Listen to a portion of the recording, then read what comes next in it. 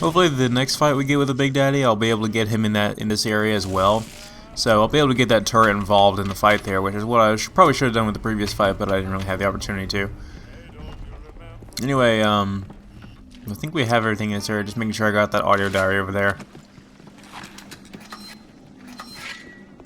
Yeah, luckily the game doesn't overload us with ammo for the grenade launcher right away, so that's part of the reason why I don't initially use it during this level, but I figured I would this time around because the game forced me to take out that Big Daddy because I accidentally set him on fire. Oh, hey, that RPG turret is pretty helpful. But going into this area, there's going to be a lot of turrets and security cameras, so be grateful I'm going to be editing all this stuff out.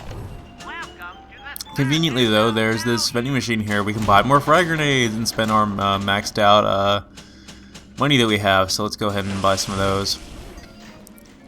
They're not necessary right now, not by a long shot, but it'd be nice to have something to get rid of our maxed wallet.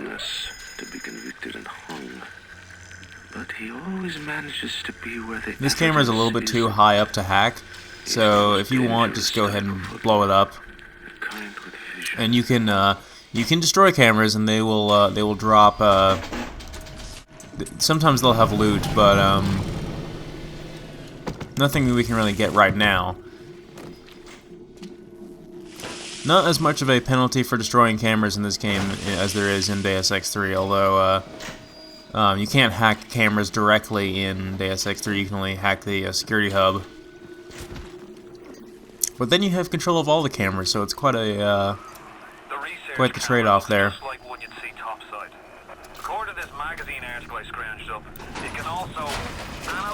A lock. I love how it has to emphasize what that object is. Anyway, in this room there's going to be... I have no idea what this place is. Is it a jail or something? Why are there all these gates like this?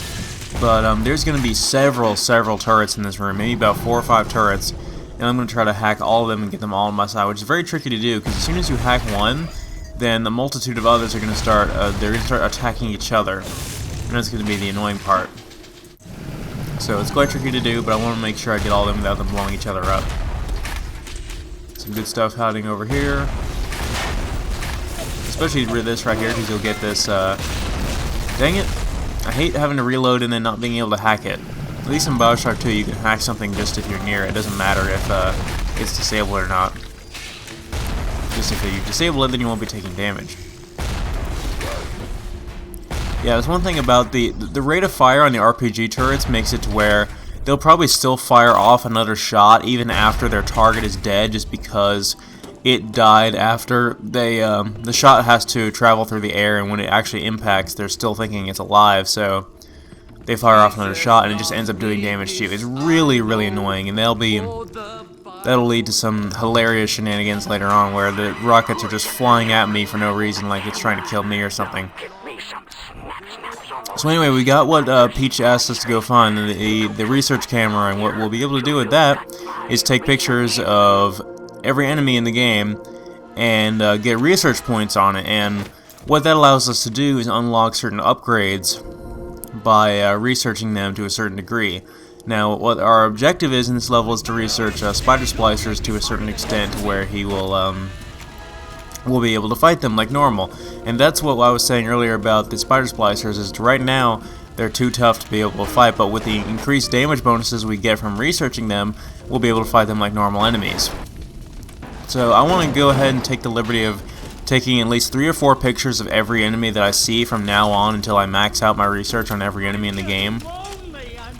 And I definitely want to take advantage of researching as much as possible, because it's very, very good, and the rewards you get are well worth the extra couple seconds that it takes to take the picture. And you also definitely want to remember you can research security cameras and turrets as well, which is something I didn't realize my first time through the game, so as a result, I didn't benefit from some of the best rewards in the game from researching those things. Anyway, there's a new plasmid over here, the security bullseye. It allows us to target an enemy, and any security nearby will attack it. Like if I were to throw it at that guy right there, then the camera would set off a friendly alarm and it would go after him. But I just think that's a huge waste of time. Why wouldn't you just hack the camera anyway? So there are opportunities like all the plasmas in this game where it can be useful, but like I said, I personally think it's a huge waste of time, and I'm not going to use it. But you could use it if you want to.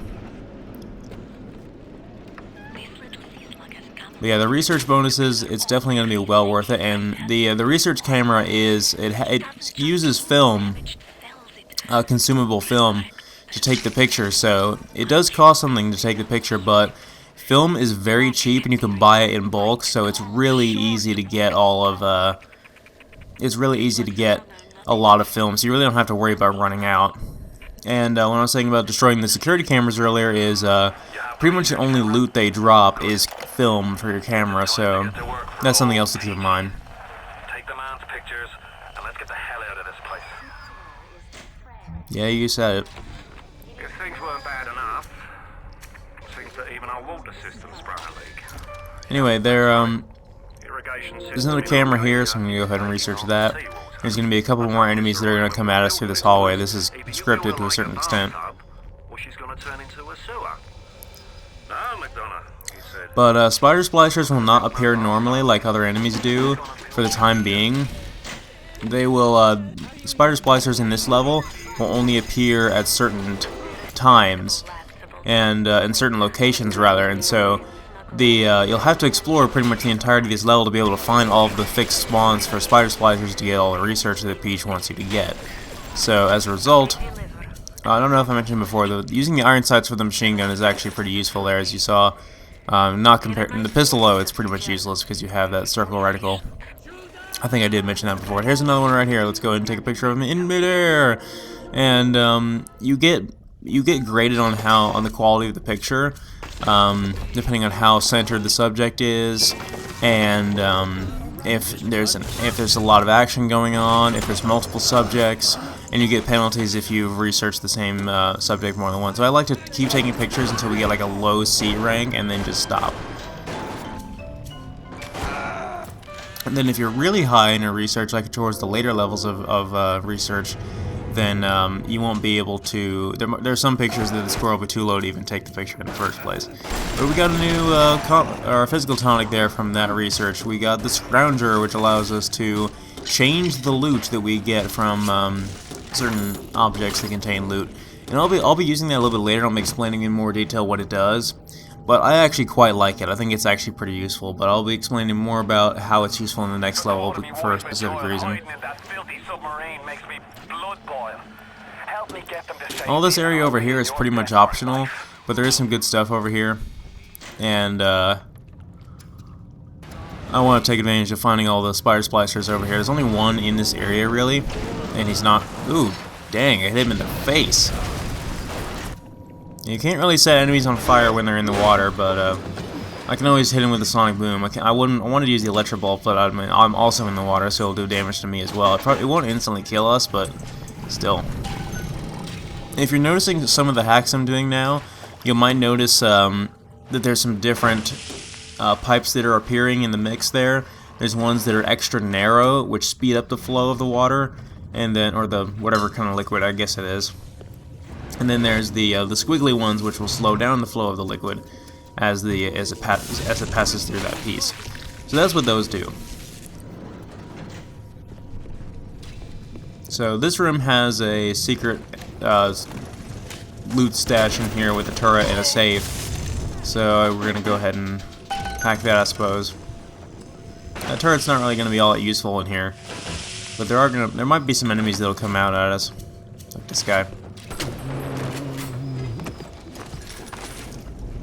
Yeah, I might forget to research occasionally, but I want a goal for this game as part of my I'm not really doing a complete 100% run, but I want to get as many audio diaries as I can find, max out my research, get all the power to the people stations, which I'll explain what those are later, and deal with every little sister.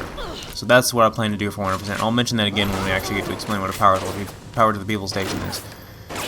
This area is kind of cool right here. There is a tonic we can get later on that decreases the penalty, or it reverses the penalty into a plus for consuming alcohol, so you don't lose E from doing that, and you gain it instead. And that areas like this that have tons of alcohol are nice for that, so you can get completely drunk off your ass and only benefit from it. Rapture's full of poets, artists, and tennis players, not hired gorillas. But this leader, there's this Fontaine.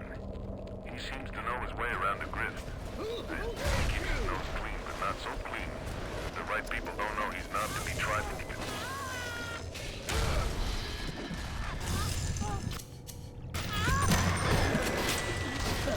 Yeah, most of the audio diaries in this level from the other characters are not that interesting, but if you listen to the ones that Tenenbaum is talking about, then you'll hear a lot of the stuff about how she discovered the atom and the properties of how it can regenerate flesh and how it can modify genetics and stuff like that. So she's discovering the whole how to make the little sisters immortal and all that other stuff, and it's just really interesting stuff, and they'll go into more detail about that later. But stuff from Tenenbaum is definitely stuff you want to pay attention to. It definitely gives a lot of history under the game's lore and everything, as well as references to that Fontaine guy that everybody's talking about. Zion, my dear, I'm sorry, but I'll be late again tonight. I guess that the area that Peach is at right now used to belong to that Fontaine guy before he died. Hence the name. Anyway, I'm really getting annoyed with these nitro splicers, and I'm sadly out of film, and that's kind of unexpected, so I'm going to have to either find some lying around or backtrack to a vending machine where we can now buy them in order to get some more, because there is a spider splicer in this area, and that's the main reason why I'm over here is to get that spider splicer. But there's a lot of other extra loot over here that we can get, as well as several audio diaries in all of these rooms here. Here's another audio diary that gives some backstory on the whole Fontaine schmeal. Again, very fascinating stuff. Mr. Ryan, I believe in Rapture, but that doesn't mean we always win. Fontaine Futuristics is the biggest thing going in Rapture, so let me be plain. When we arrest that Torag Fontaine for his thieving and smuggling, we must make it clear that we won't touch his business interests. We sit on the council because these poor sods trust us, not because God gave us a check.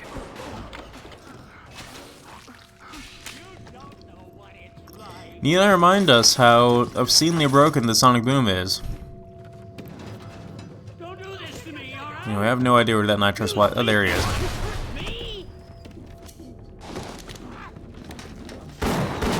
There's also another piece of backstory with, it's only really in this level. There's another one in the next level that talks about it as well. There's that family that has the little girl that became the little sister, and they're all traumatized with what happened to her.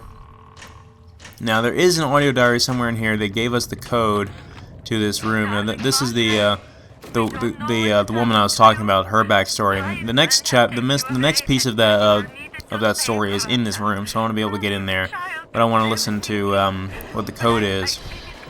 Because we could hack the keypad as well, but I figured I might as well touch up on that story again and just go ahead and use the code, because the code has been given to us already anyway, so why not?